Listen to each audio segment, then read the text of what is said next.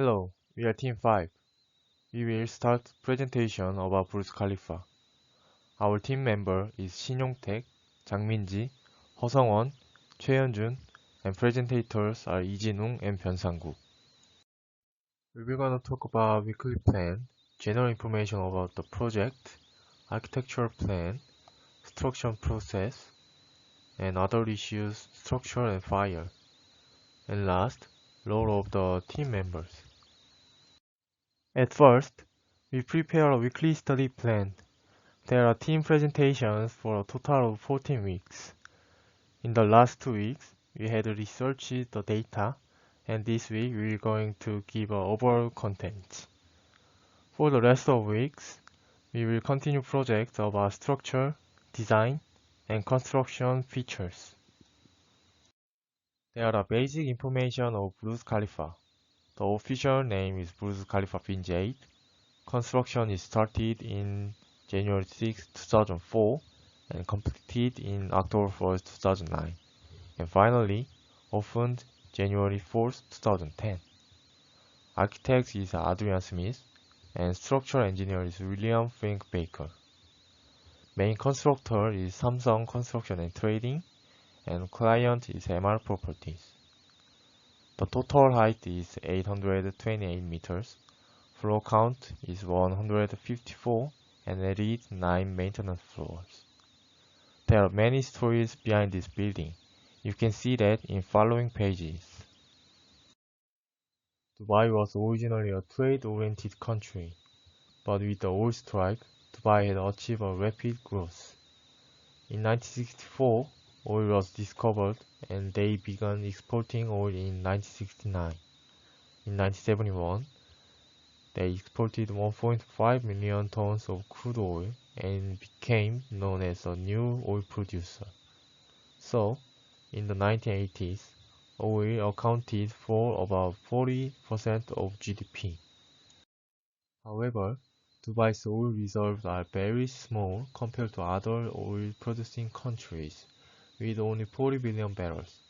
In addition, excessive investment and development were made in a short period of time with a weak industrial base. Therefore, it requires a solution because there as the oil is near finished. As the goal of the building for a solution, popularity and tourism industry were necessary. To build such a building, they required technical abilities, so many engineers were needed. Dubai thought that the tallest building in the world should be built to win the title of world records. That's the reason the architect of Burj Khalifa became Adrian Smith, the master of high-rise buildings. Adrian Smith had built many skyscrapers, which made him famous architect. He designed a structure like Nanjing Jifeng Tower and Jeddah Tower. And it took a lot of materials and people to make the tallest building. Therefore, the process has to be completed in a short period of time. So, Samsung C&T, which succeeded in the process on the sold, participated in the construction. Also, it was possible that Samsung has many technologies about the high-rise building. They searched for design to solve the Dubai's condition. First, a high-rise building. They needed world records and landmark for interest and attention. Second, tourism. They emphasized tourism to solve oil-related problems. So, they providing accommodations and attractions for travelers. When designing high-rise buildings, they considered the resistance of wind. In the process, they got inspiration from desert flower, spider lily. Therefore, you can see the floor plan as shown in the picture on the right. 3 elements arranged around the central core and cross-section area reduces gradually. That ultra-tall buildings requires strength and stabilities. The structural system can be described as buttress core. The central core provides the torsional resistance of the structure, and corridor walls extend from the central core to near the end of each wing, terminating in the thickened hammerhead walls. Those corridor walls and hammerhead walls behave similar to webs and planes of the beam to register wind shears and moment.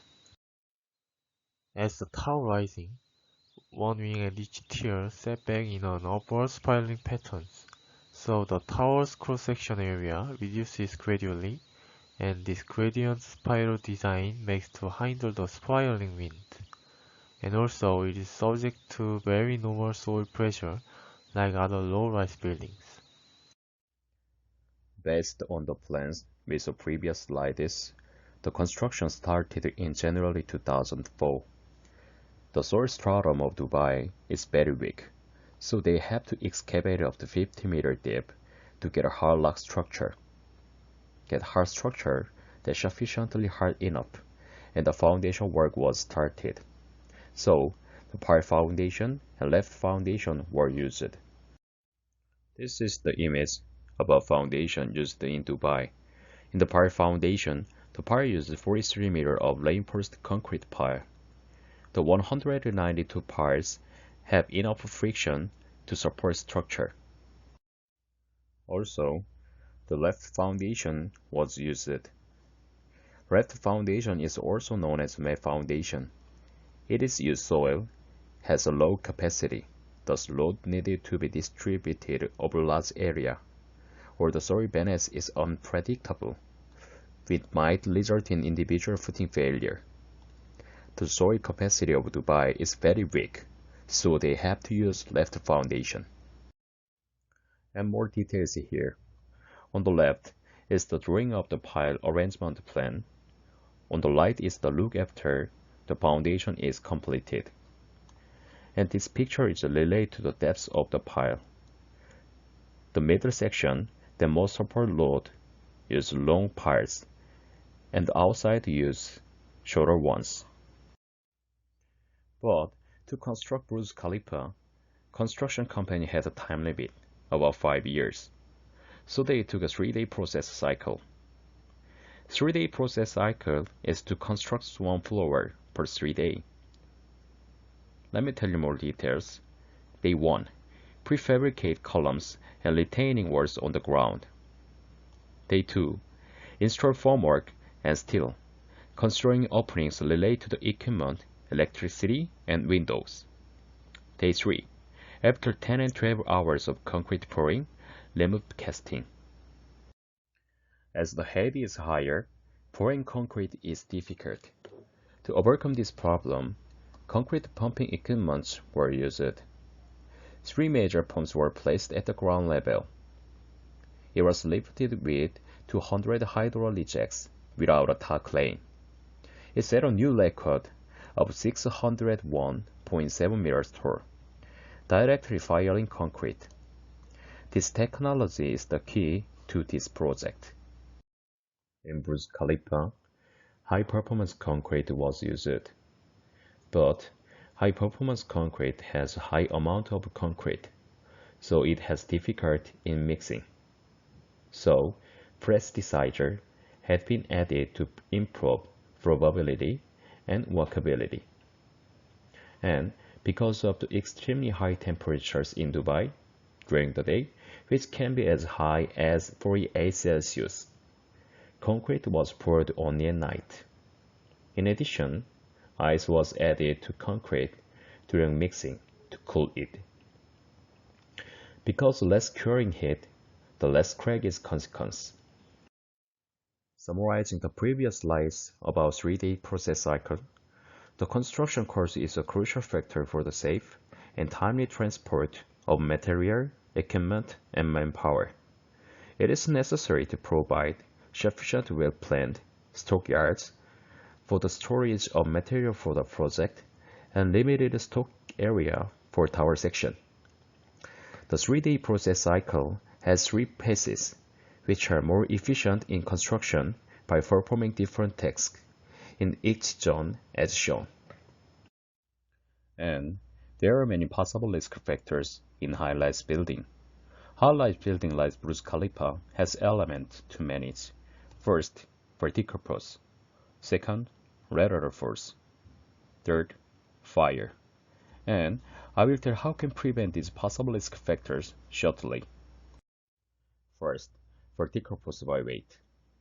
verticality management was very important because building tall structures, such as Burj Khalifa, could cause major errors even in the smallest difference in the lower floors.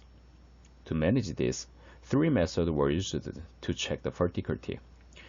With three satellites, correct the error using antennas in the GPS survey system, and four base stations, and observed minute movements and load changes with 700 sensors. But is vertical only important in high-rise building? The higher the building, the greater the external impact, and the more important the measures against the lateral force were. Burj Khalifa used the buttress core system and an outrigger for this. The buttress core is the building support system. The modules and core are hexagonal center core, supporting the whole building, and two ends that move away from the core are supported by a pillar. The angle of the wing is supported by a six-sided center core or hexagonal hub, and through closed pipes and axis structures resist the bending system.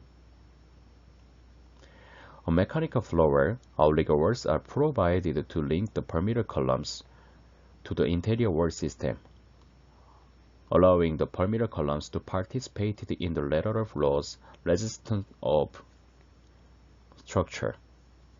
Hence, all of the vertical concrete they utilize to support both gravity and lateral loads.